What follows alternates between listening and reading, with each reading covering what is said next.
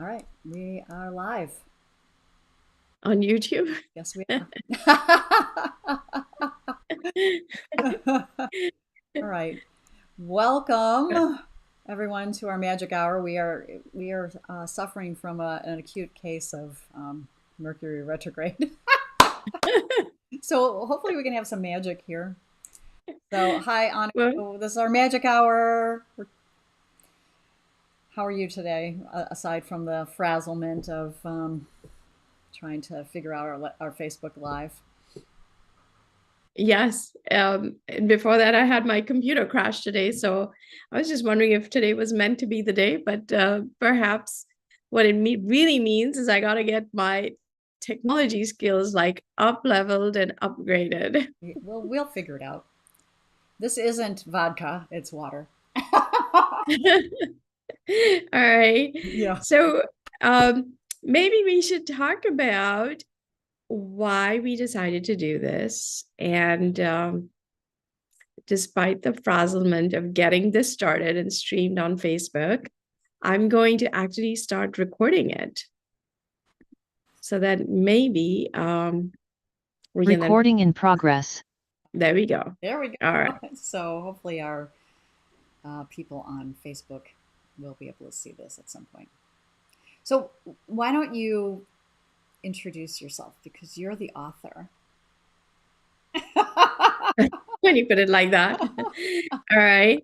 So I'm Anu. The longer version of this is Anuradha Dayal Gulati. So I just go by Anu. And I really enjoy helping people release the burden of the past, the baggage of the past, and manifest the life they want. And I use family constellation therapy. I use flower essences and some other tools.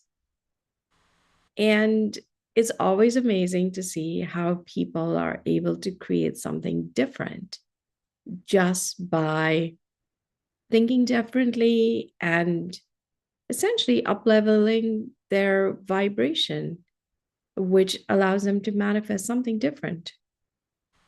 And so I wrote the book, Heal Your Ancestral Roots, Release the Family Patterns That Hold You Back, because oftentimes beliefs can be sort of unconscious. Mhm. Um, and I still remember the time when I met you, Robin, and we sort of started to explore some of this. And that was kind of my opening to the power we have in creating a new version of a life that we want. Yeah. So thank you for that. And this collaboration has been many years in the making. Decades even. Decades is right.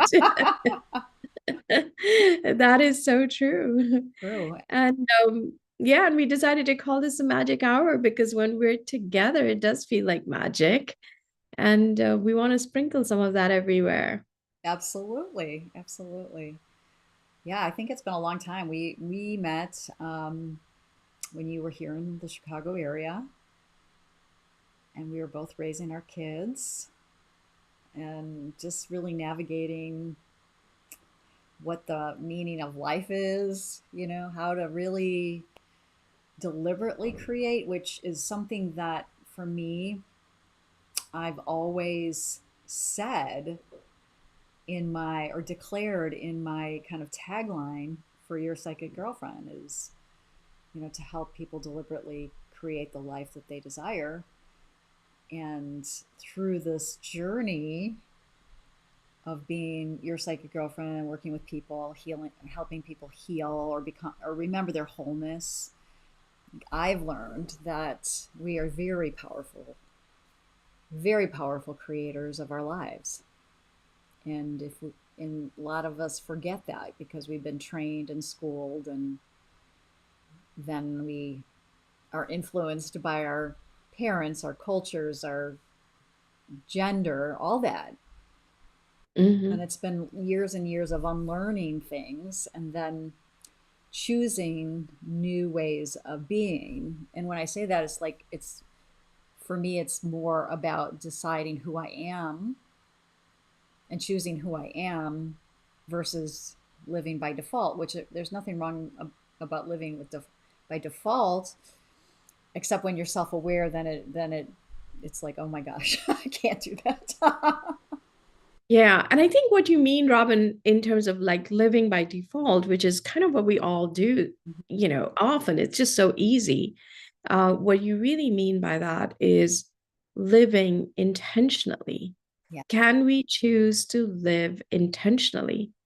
Which kind of brings us to the focus of what we wanted to talk about today, which is how do you create your intention about what you want to manifest in your life? And sometimes we might be just so overwhelmed that it feels like it's really hard to imagine something different. So maybe Robin, you can get us started with, how do you start by creating an intention, Mhm. especially when you feel so overwhelmed and can't imagine something different? And I think that's a key word, is can't imagine. And you have to be able to imagine. But I think our audience, or people that would come to listen to us, are more in the self-aware group. So when you're in the midst of chaos, for me, when I'm this close to my issues and not expanding the space, I start with a list of what I don't want. So it could be, I don't want this, I don't want that, I don't. And then once I look at my list, I put the opposite, and it starts to develop what it is that I really, really want. And that becomes my intention. I want, for example, I just participated in Masters Olympic weightlifting. Wow, I know. that's And awesome. I set my intention to last year, after my first nationals, to be on the podium. And at that point, I was not even close to the podium, but I set the intention that at some point I would be standing on that podium with medals around my neck. Wow. So that was just my intention. And I went about the training, because we'll talk about this further, is you can set an intention and be like, okay, great, but what next?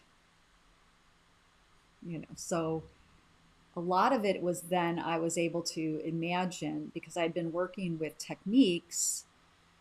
I could imagine what it felt like to stand on a podium, to have metal around my neck, and to have the confidence to go into the competition and know that I was going to hit my marks. Wow. So just to sort of recapitulate, what you're saying is that when you don't know what you want, maybe take a sheet of paper, Mm-hmm. fold it in half, Oh, on half, one side write what you don't want, and on the other side, by contrast, you can write what you would want. yes. Um, so would you say that you could do this with multiple areas or multiple things that you want? Yeah, Uh, absolutely.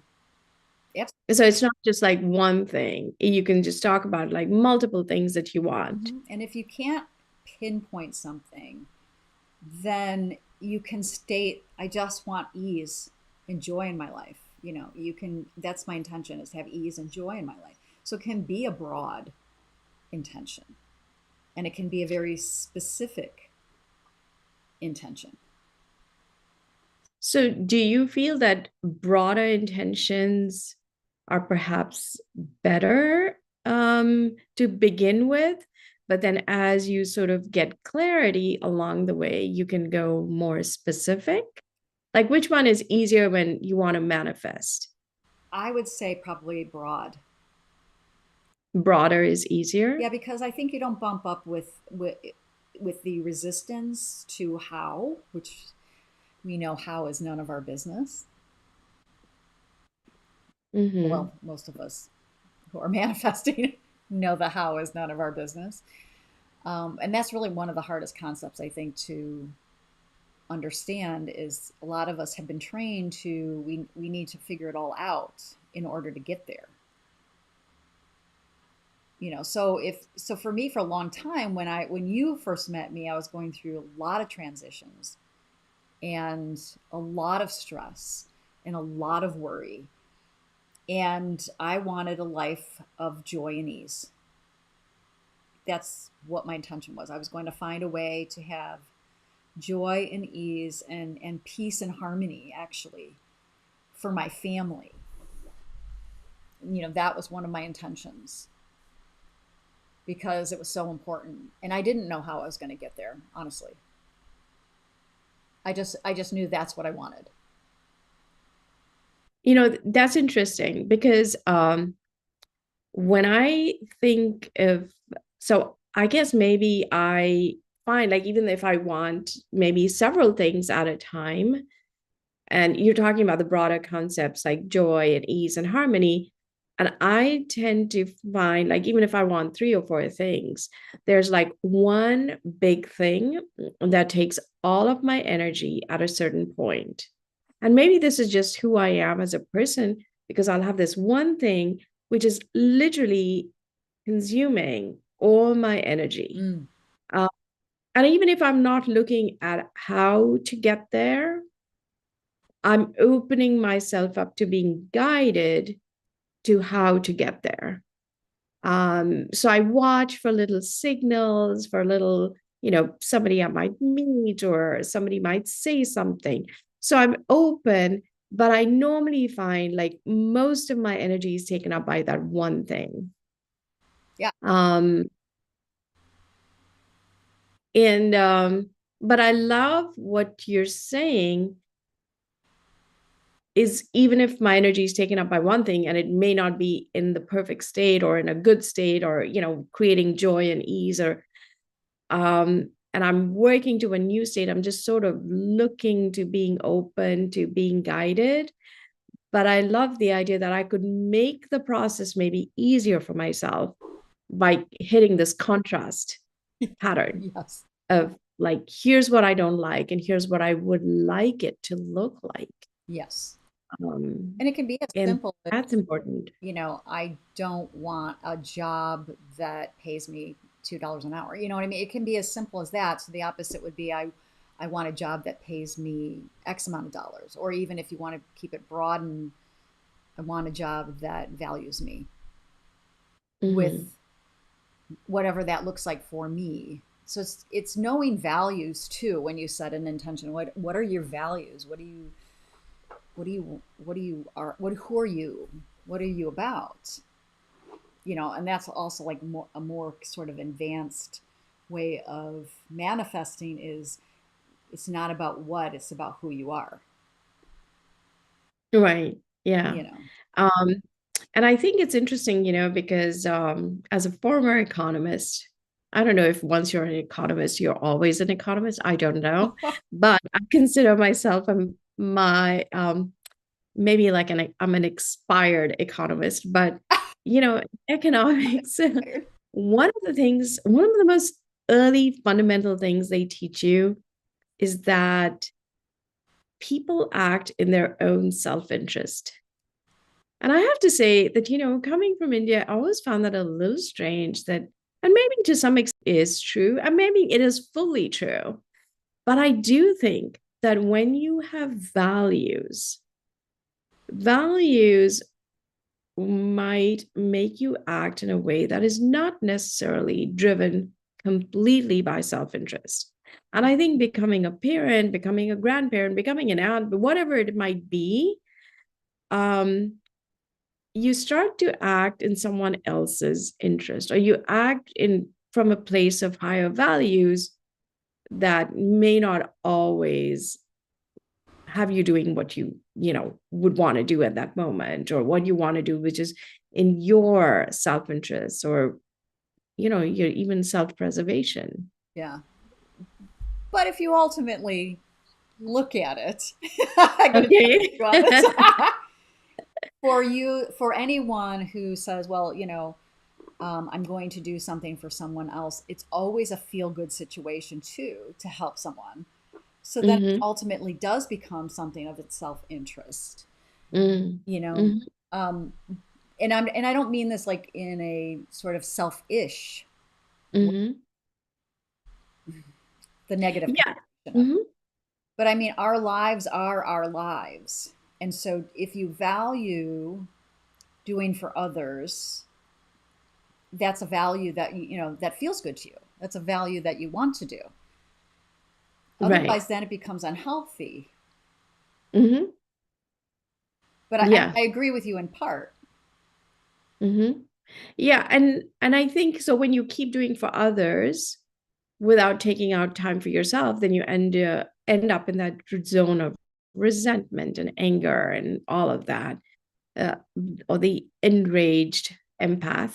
But I think Resentful. which takes us to the manifesting part again. Like if you want to manifest something different, you have to shift the emotions that you are carrying from the sort of not so good, not so feel good emotions to shifting up to more positive emotions that make you feel good, that are in alignment with who you are. Yeah, absolutely. It's knowing yourself. And so one of my intentions has always been, even when I first met you, was if you know, universe, if you want me to be doing this work of helping people, which I love, then I must be provided with the lifestyle that I enjoy living. And I had to do a lot of clearing on, you know, on what that looked like, Mm-hmm. you know, and because I feel so much joy. I feel joy when I help people. And I've Yeah. always wanted to, like, so when somebody's trying to create wealth for themselves and they have a scarcity mindset, a way that I worked around that was I would like to have more than I'd like to have surplus so that I can be the generous person. I would visualize I'm the person that can write the big checks at the galas. You know, I'm Mm-hmm. the person that can, you know, give charitably to whatever I want to and be generous to my friends and family. You know, take them on trips or, Yeah. you know, buy them dinners or whatever it is. That's always been my intention for my work Yeah. and I wealth. love that. Yes, yes. So let's just go back to one thing, Robin. So supposing you do the compare and contrast to Mhm. create like what you would like, do you find that you need to summarize it to create like, you know, an intention at the end of it? Like, I want whatever. Or can you That's just a big leave it like thing I want. this? What? That's the beginning thing of I want. Then, But do you need so to go a you step could, further to write it out, like in a couple of yeah, sentences or two sentences? absolutely, but as if you have it. Okay, so That's, it has to be in the present tense. yes. I have this now. I have a thriving, for example, I have a thriving coaching practice, or I have a job that I go to every day that I feel valued at. That kind of thing. You know, if your intention is to get a new job, then you say, I love my new job. I Hmm. love being valued at work. I love seeing my cool team and working with a world class team or whatever it is. It's really being able to get out of putting the intention into the future and bringing it into the now. So when you write down your intention, it should be in the present tense.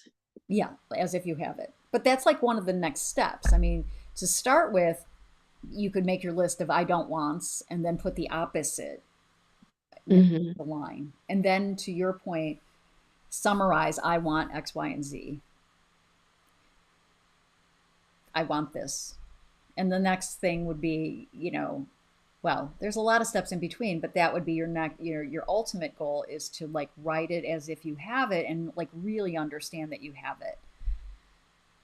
But since we're beginning with intention is to like learn about, I would think, like learn about what you actually want and daring to dream, because some people, and we'll talk about that, get stuck and have blocks.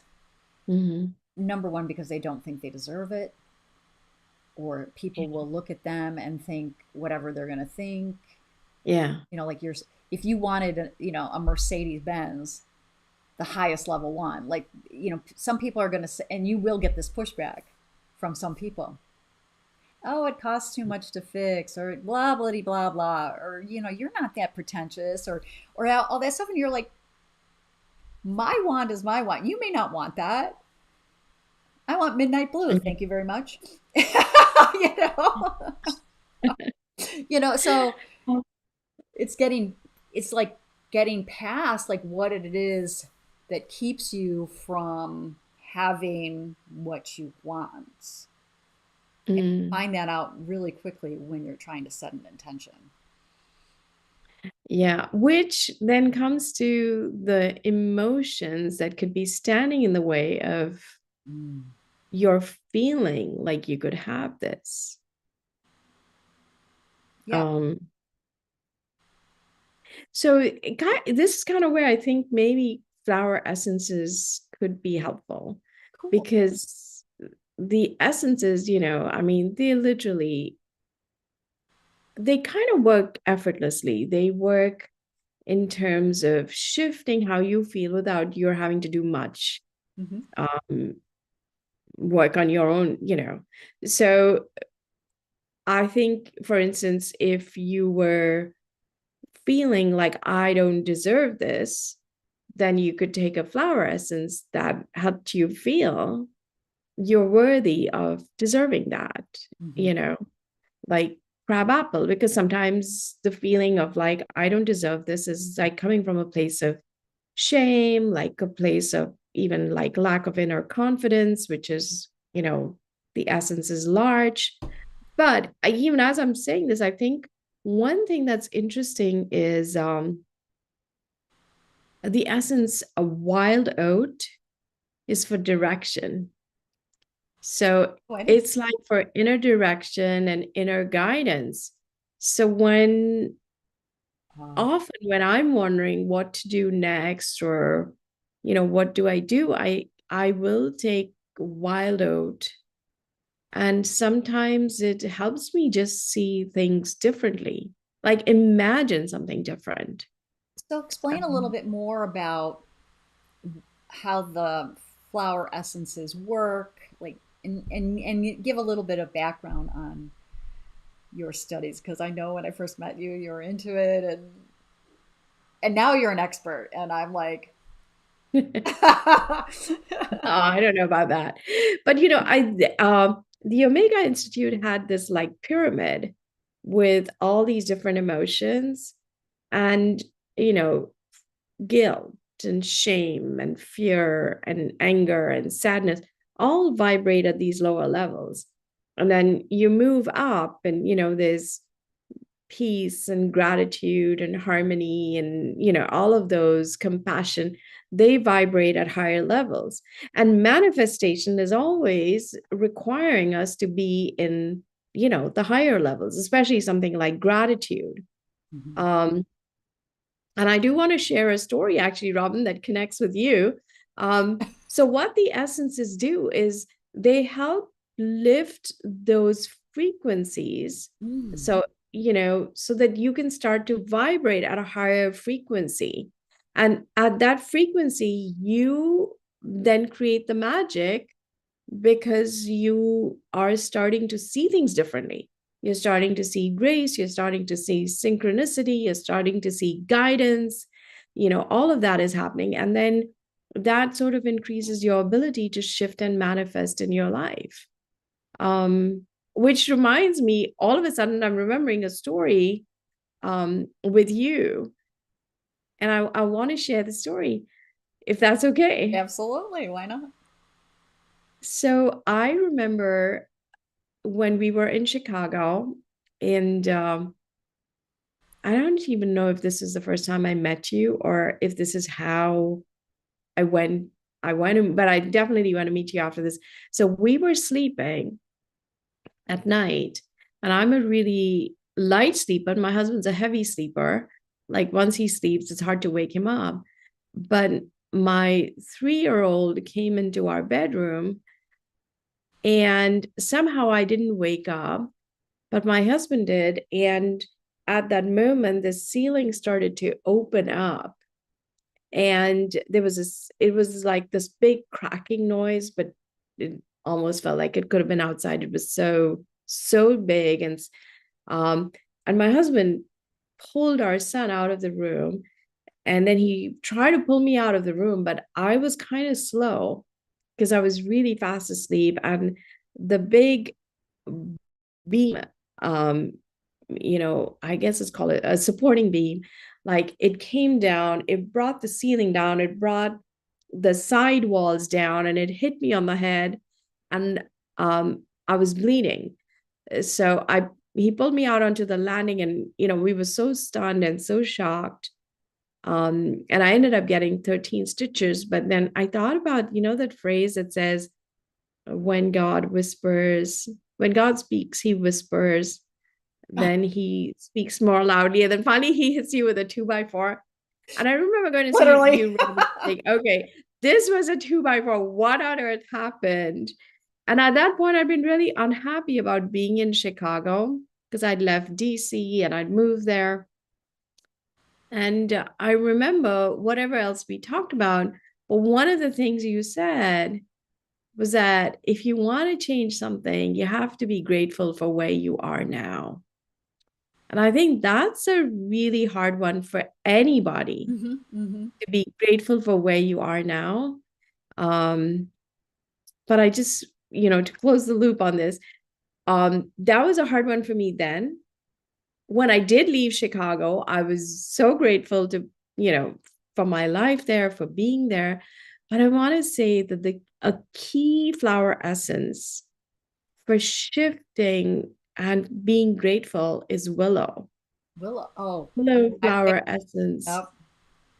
helps you let go of your resentment and bitterness of the moment and enter a space of being more grateful.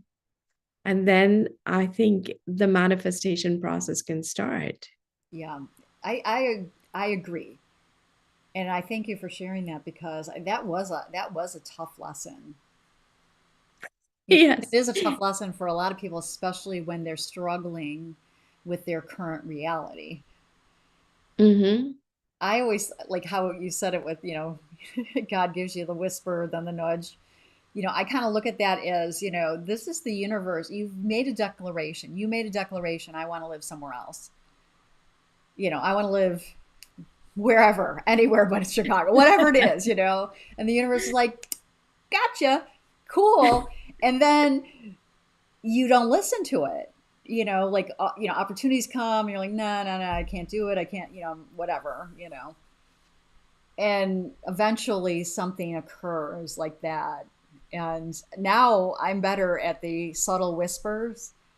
I'm just kind of like, okay, I made this declaration. I know I did. We're moving it God. along here. Yeah. And I use declaration instead of intention these days, just because I declare to have it. Mm-hmm. Uh, I Oh, use that's interesting. I use techniques that press upon the divine mind to create it, and then I just go have coffee and go to the gym, and I know that it's in the works. You know So what would you say is the key difference between a declaration and an intention? that you freaking have it once you say you want it. Anything you say you want after that, like the universe is like, okay, you know. And a lot of teachers have said this. I just didn't trust it, like most Mm. people, because that how's that going to happen? How am I going to become a seven-figure business owner? Like, how am I, whatever it. whatever it is. The how we don't know. And since we don't know because we've never experienced it before, we get tripped up. Yeah. And uh, okay, so I want to be a little bit of the devil's advocate because I feel like this how space, the part of us that is wanting to know how, Mm-hmm. and if we can let go of it, but that space from where we are here to where we want to go, that sort of liminal space, um, if we let go of how and we just stay open, it's actually helping us become who we need to be to get here. 100%. Because obviously, if we're not here, it's because we're not who we need to be here. Absolutely. Absolutely. But when you get to, so the who I am now is I am an incredible manifester, you know, so that's who I've decided to be. So what does that look like? That means I Mm. declare this is to be true, and you can even input, instead of manifester, you could say creator. Hmm. And when I get into that fear that it's not happening, I have to look at myself. How do I change who I am internally to be that confident with, whether it's through flower essence or emotional freedom technique or meditation or, anything, hypnotherapy that helps me like get into the state of having what I've declared to have. And then the how just starts to happen. So, would you say that instead of thinking about how we're going to get there, we focus on who do I need to be to get there? Yeah, that's one of them. See, that's the other piece is there's no there to get. It's already here. It's just we have to align through vibration with that particular life that we want. So you said So, it before, it's the vibrational self that needs to change. so if you were to change that vibration really quickly or really instantly, that here would be instant Could be, yes. There's delays sometimes in our three-dimensional reality. It's kind to it's help us. it's kind of like, when we live stream or, you see something, there's a 5-minute, 5-second delay, like I guess maybe radio stations use that so people don't swear or whatever. It's kind of, there's a delay because the reality has to change. Sometimes it's instantaneous. Like you could say I want something and people like take this for granted all the time. I want a cup of coffee. Well, how am I going to get that? I can make it myself. Someone might show up with a cup of coffee. I might have to go to the store and get some coffee, or it can appear. Like I haven't managed that. I've DoorDash. managed a lot of. I'll tell you a story. Can I tell the story? Yes. Oh my gosh, because this just came to me. Okay, it may be a little too much information, but I'd moved into this apartment and the toilet was not working, and I was having a very upset stomach. I did not have a plunger. So, bad tummy, no plunger, couldn't put anything else into the toilet. I know, too much information. So, I decide that I'm going to go downstairs and see if the engineer has a plunger. So, that's the first thing. So, I go downstairs where the engineer has his stuff. I see no plunger. I look in the free stuff because a lot of people move out and they leave free stuff. There's nothing there. So I say to myself, or the universe, I manifest a plunger now. I had the willingness to go walk down to Walgreens, but I really did not want to do that. for a lot of reasons. Yeah. So I said, well, I am going to shift to the lifeline that has the plunger right now. And I swear to you on my children, I turned around where the free stuff was, and what was sitting there? A plunger. And you hadn't seen it before? And there's Or the it point, hadn't been not seen. what? You didn't. Everything's there. I just didn't see it. And once I Wow. decided I was going to have it, it was there. There. And then, Wow. and then I came back upstairs and I thought to myself, my old apartment is still open and I could have just gone in there. So that was like That's the so funny. universe laughing at me. But at the same time, I manifested a freaking plunger out of nowhere. Yeah. And while it's not a big thing, it's also not a small thing for that moment. It's super important for that moment. And I kid you not, And I kid you not, there was no plunger there when I went down to begin with. And it's yeah. not like, it's like a big open space. It's like I couldn't miss it. Mm, wow. That is amazing. So Um, this is the universe teaching me, this is my lesson, that I can mhm. create anything, anything, and have that knowing that I can do it. Yeah. Yeah. It's just deciding what I want. Yeah. And which goes back to the place of, which we started, what we talked about is like knowing what you want is everything. Knowing what you want is everything. And then becoming who has it. Yeah. And I think, what your story is sort of saying, Robin, is, believing that it's there for you Mm-hmm. right now, instantly, um, so that you create what you believe. You do. You create what you believe, not what you want. Although it begins with wanting, the paradox is that you create what you believe, not what you want. Yes, absolutely. That's what your life is.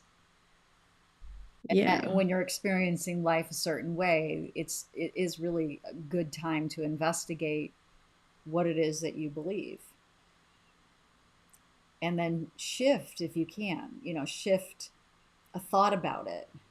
This past Mhm. period, I've like opened my thinking to a lot of different things. I don't Yeah. necessarily agree with everything, but I'm like, okay, like people have different viewpoints and different ways of living, and they're all correct. Mhm.